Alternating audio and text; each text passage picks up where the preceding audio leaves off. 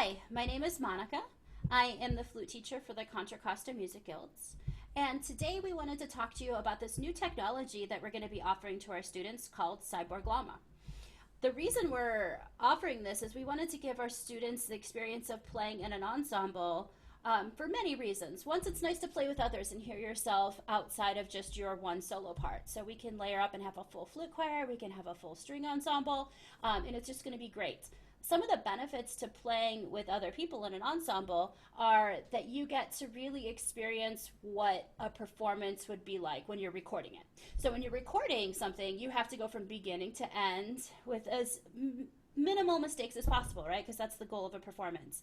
When you're recording something, you have to do that. You have to go from beginning to end, and that gives you a new experience, a new kind of thinking for your playing. You also can listen back to yourself amongst other people, and this is also a different way of listening, which is part of the learning experience in being a musician as well. So we're really excited about this new technology. We wanted to give a tutorial video to kind of explain all the different parameters in order to make this a successful experience. So the first thing we're going to do is we're going to go by a step-by-step what to do in what order so that you can make this successful. And I'm also going to give you out these in writing, but I thought a visual of this would be helpful as well, because some people are visual learners like myself, and so I like to see it as well as read it. So the first thing you're going to do before you do anything is make sure that you either have one, a Gmail account, or two, an email that is associated with a Gmail account. Now, if you're not comfortable with sharing your original Gmail account, you can create one just specifically for this project. Like, you know, flutemusic@gmail.com, and just use it for that. That's fine.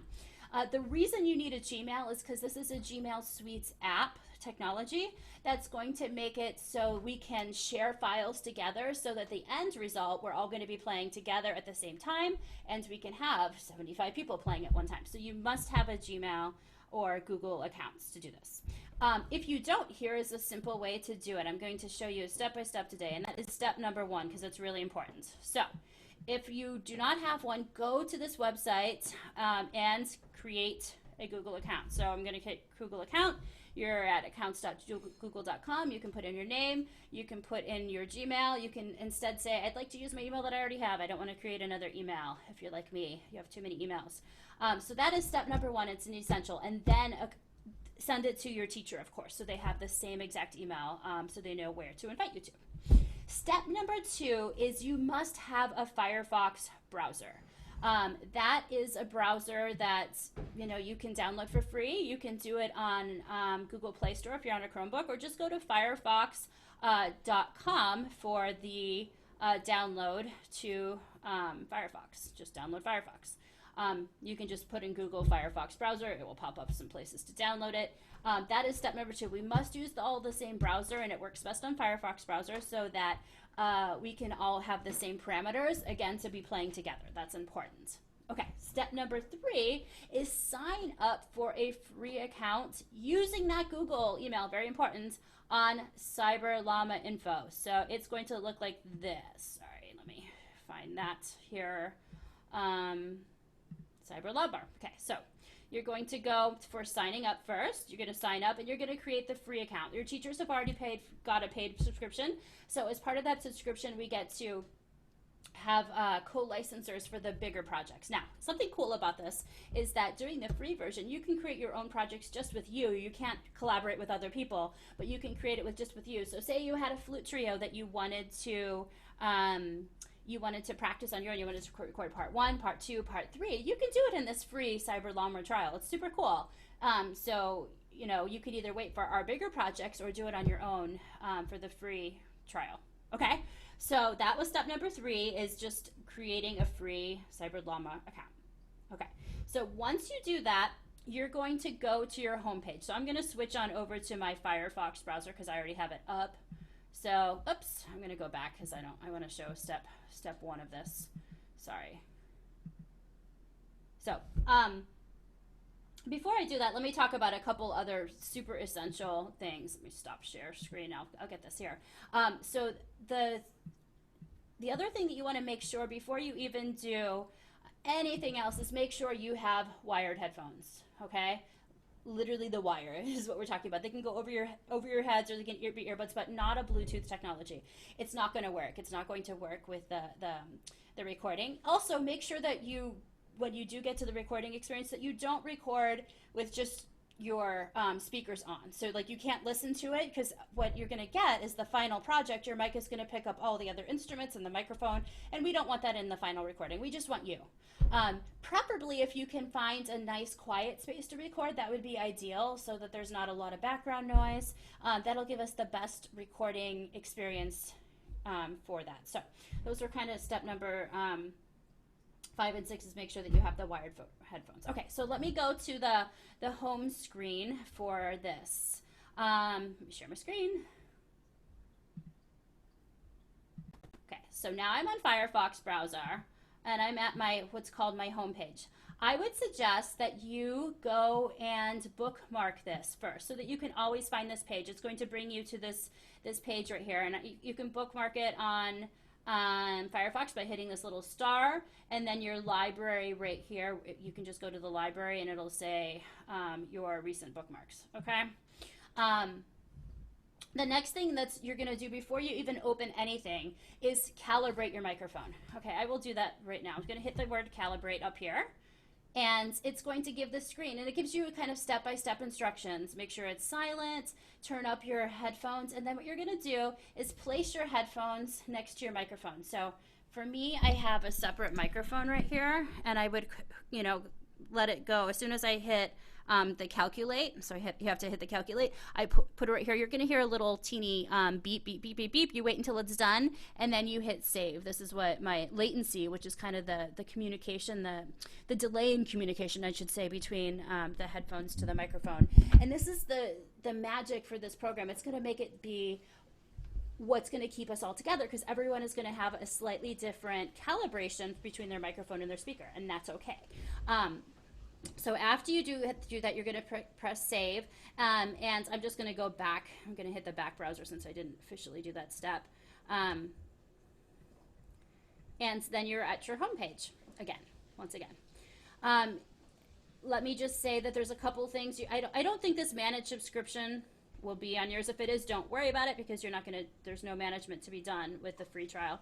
The tutorials, this is I'm going to show you later, there's a lot of great tutorials on very specific things, every single element, like, calibrating your microphone and getting started, but this is kind of like an all-in-one tutorial. Okay, nice little review things. Make sure you're using the same browser. Remember, we are only going to use Firefox.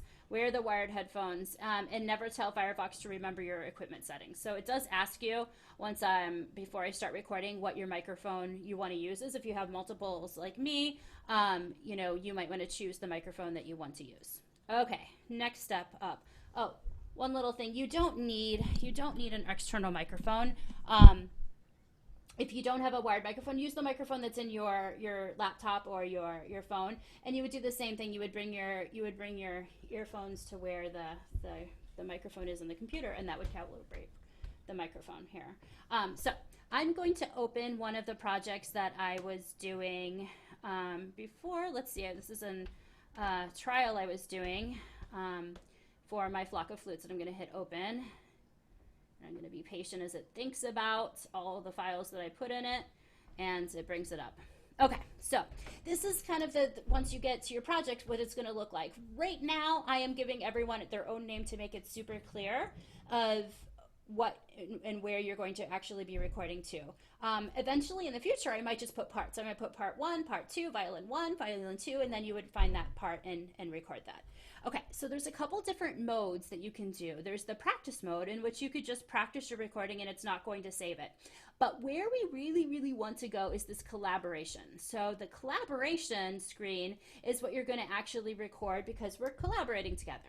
So let's just say that I was this next person right here and I wanted to record it. I would hit the record button. Okay, pretty simple. It's going to count you off. Before you start, it's going to start counting 1, 2, 3, 4, and then it's going to go. Maybe I can show you that here. Let's see. Okay, so when I hit record, I didn't have it set up. It's asking me what my camera is and what my microphone is. I want to be using this camera, and I want to be using this microphone. I'm not going to tell it to remember my thing, I'm going to make it every time.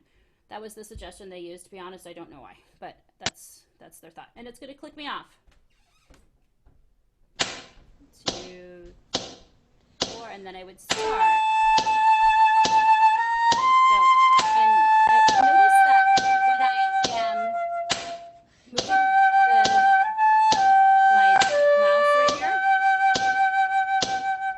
it's going away. That was a little confusing when I first started. I'm like, oh no, I don't want to do that. I want to keep it so that it's always there. But it is always there. It's just not being shown. So when I record, I hit record and then I move it away so that I can see myself. I like to see myself when I'm recording as well. So you can make sure I'm fully in the screen.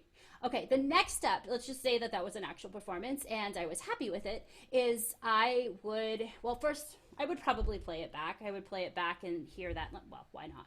It's not going 2, 3, 4, and then I would start. So me playing and me talking. Notice that when and so that's a little chaos right now, but you can see how that would work. And let's just say that I was very happy with that performance, which I'm not, so I'm not going to save it, as I would go and hit click to save. I would literally click this blue bar and where it says it to save, and then you'll see it going to save. If you don't do that, I will not get your final project. I will not get what you wanted to send me. It's just going to be blank, like I see on the screen here. So you want to make sure you click the save. Okay, so I think those are the main points here that I wanted. Let me just look at my notes to see if I covered every element that I wanted to. I think so.